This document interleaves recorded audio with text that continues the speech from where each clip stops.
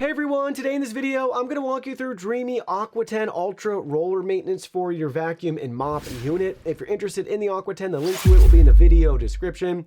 So, first things first, starting with the top of the vacuum, on the outside with the cover still on, just investigate right here on the top bumper to make sure it's free from any debris that might be starting to build up. You'll definitely want to clean that out. This top cover is removable, so we can set that out of the way, and we have access to our dustbin that we can remove. And we actually have care instructions on here. Everything's basically washable and rinsable. Just give it 24 hours to dry before you use it again. You can get access to the filter, clean, wash, replace. Snap that right back in. And then obviously you could rinse out in there too. So very easy for the dustbin.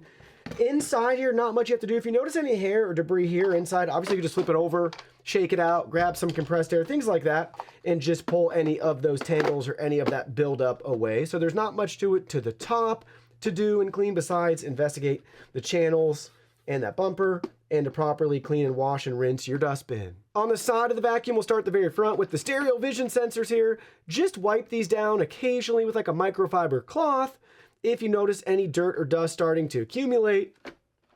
Same can be said as we move our way around to the back side with our sensors and charging contacts there. And then we have another sensor on the side. Let's go back to the back side though. We can pop open this to remove our dirty water tank. And this just pops open again for easy cleaning, care, and maintenance. Not much to it, just rinse this out as needed. There's your float mechanism to make sure that that's free from obstructions and can move properly. There's a little tiny filter right here. I guess if you really wanted to try to pop that cover off over the course of time and clean, you could probably get like a dental tool and pop that off, but should be good to go there.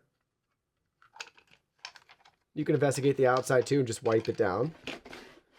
Same with looking in there to make sure all three of those water inlet areas are free from obstruction.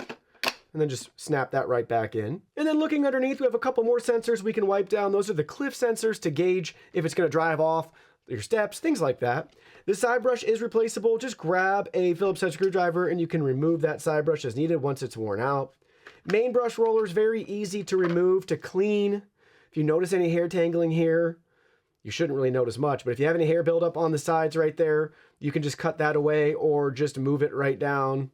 You can wash and rinse this out. You can replace this as well too once it's worn out. In here, you can just wipe down, or again, a can of compressed air will be your best friend on a robot vacuum, just to help with some of that dirt and debris buildup. And then down below here on our mop roller, we are able to remove this. So we just press, and then you just pull, and then it pops right out. So if you want to give this a really deep clean, you could throw this in your washer, clean it in your sink, that sort of thing. And then when it's worn out, it's time to replace, then you can put a new one on. In here, so this guy's removable too. You can wash and rinse that out, and then just pop them right back in. Gently wipe down in here. You got that comb as well too. Those teeth, just be careful, but you can wipe down in there any sludge or buildup that's accumulating. Put your new roller on, and then just gently press it back down in place to snap that back in. We already looked at the dirty water tank down below there. There's a little tiny wheel there. Make sure that that's still free to move. But there's really not much to it. Wipe down the sensors, detangle as needed, and clean and swap the roller and main brush as needed.